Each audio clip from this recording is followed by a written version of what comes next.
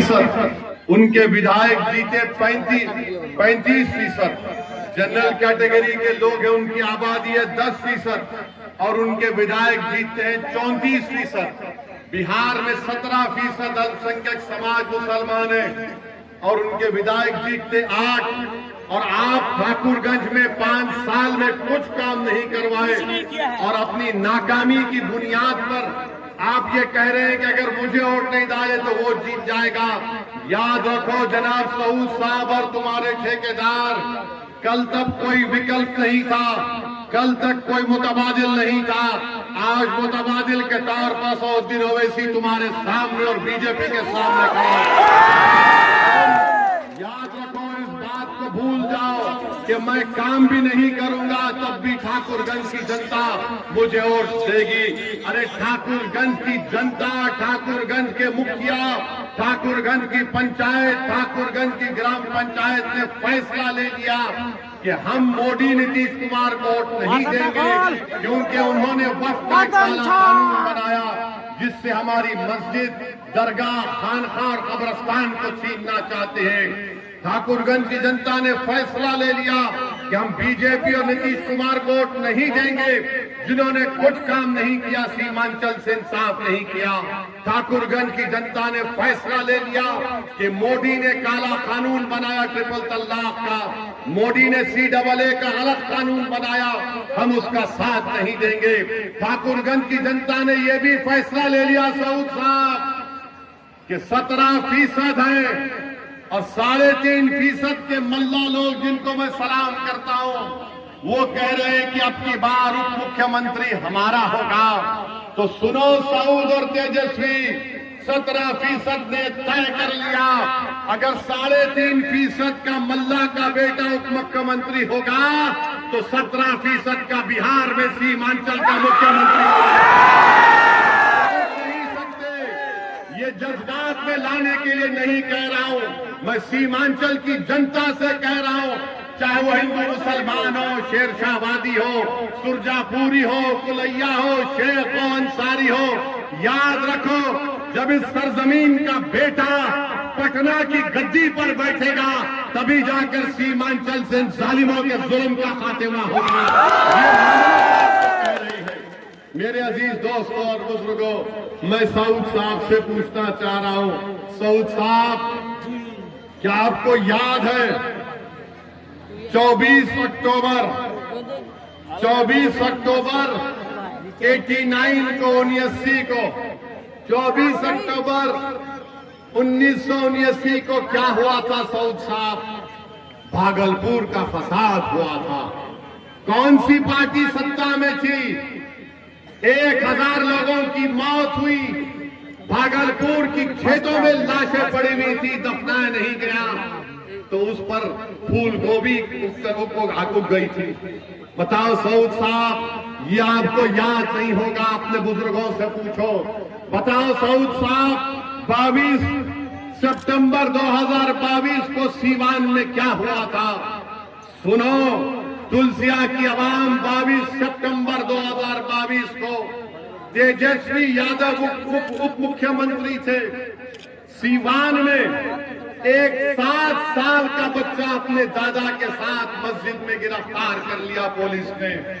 हजरत police ने गिरफ्तार किया और हुआ क्या, वो 7 साल का बच्चा, उसकी मां सीवान के पुलिस स्टेशन के बाहर खड़ी थी 2 दिन तक और वो रो रो कर कह रही थी मेरे बेटे की उम्र 13 साल नहीं 8 साल है। 2 दिन तक एक 8 साल का मासूम बच्चा बगैर अपनी मां के पुलिस स्टेशन में गुजारा। बताओ सऊद, तुम विधायक थे, तुमने उस बच्चे के लिए आवाज उठाई? बताओ तेजस्वी, अगर तुम्हारा बेटा होता तो तुम क्या करते? 2 दिन तक पुलिस स्टेशन में रहा, फिर 3 दिन ले जाकर उसको जेल में रख दिया गया, वो भी बच्चों की जेल में नहीं, कानून के मुताबिक रखना था। 5 दिन के बाद उस बच्चे की जमानत हुई और आज तेजस्वी बोलता है कि मैं आपको देख लूंगा। तेजस्वी, तुम अपने भाई को नहीं समझा सके तो वो वैसी तो दूर की बात है। तुम उप मुख्यमंत्री थे, तुम अगर एक फोन करते तो एक माँ 8 दिन के लिए अपने 8 साल के बच्चे से महरूम नहीं होती थी। मेरे भाई, ये बता रहा हूं, ये लोग राजद के लोग बार बार बोलते हम सत्ता में रहे तो ये करेंगे। अरे तुम मुख्यमंत्री थे, तुम एक फोन कर देते तो वो माँ 8 दिन के लिए अपने 8 साल के बच्चे से महरूम नहीं होती। बताओ मेरे अजीज दोस्तों, और वो थोड़ी देर के लिए ये महसूस करो कि वो बेटा तुम्हारा बेटा था, तुम्हारा भाई था। 8 साल उस बच्चे की उम्र। मैं जब सोचता हूं मेरे रोंगटे खड़े हो जाते कि वो बच्चे को रात में कभी नींद आती होगी या नहीं होती होगी। 8 साल का बच्चा और राजद के लीडर उप मुख्यमंत्री थे, तुम आकर हमको बता रहे हो कि अगर हसनैन को वोट मिलेगा तो वो जीत जाएगा। अरे 3 मर्तबा बिहार से MP मुंतखब हो गए, मोदी बना प्रधानमंत्री, कौन? मैं जिम्मेदार हूं। 2004 से राजद हुकूमत नहीं बना सकी, मैं जिम्मेदार हूं। हम क्या गुलामी करने के लिए तुम्हारी परिवार के लिए पैदा हुए हैं? 15 साल लालू के परिवार मुख्यमंत्री, 20 साल से नीतीश कुमार की सरकार। कभी नीतीश कुमार मोदी के साथ चाय पीते तो कभी तेजस्वी के साथ खाना खा लेते। तो बिहार में जंगल राज 2 है, एक लालू परिवार का 15 साल का जंगल राज और दूसरा नीतीश कुमार, मोदी और तेजस्वी जो साथ थे वो जंगल राज है। इस जंगल राज से हमको निकलना है मेरे भाई। मैं तुलसिया की आवाम से, ठाकुरगंज के को आपने 5 साल में कहीं देखा? ईमानदारी से बोला, आपने देखा? कुछ काम किया?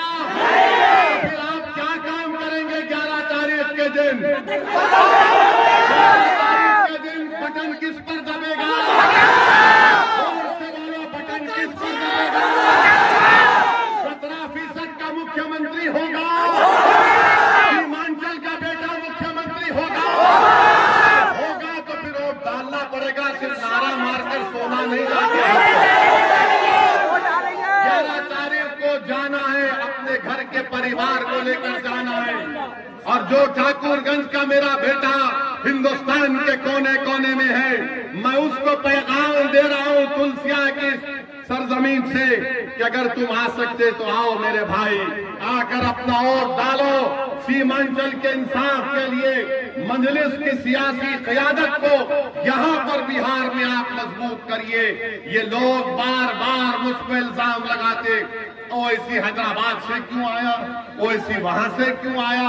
अरे भाई, मैं हैदराबाद से आया हूं, चांद से तो नहीं आया हूं। अब तो हर बीजेपी के लोग बोलते हो हैदराबाद से आया, कांग्रेस, RJD, अब एक नई पार्टी आई, सब बोल रहे वो हैदराबाद से क्यों आया। क्यों भाई, हैदराबाद से आना कोई गुनाह है क्या? अरे ये तुम्हारी दिमाग में जो जागीरदारी है ना,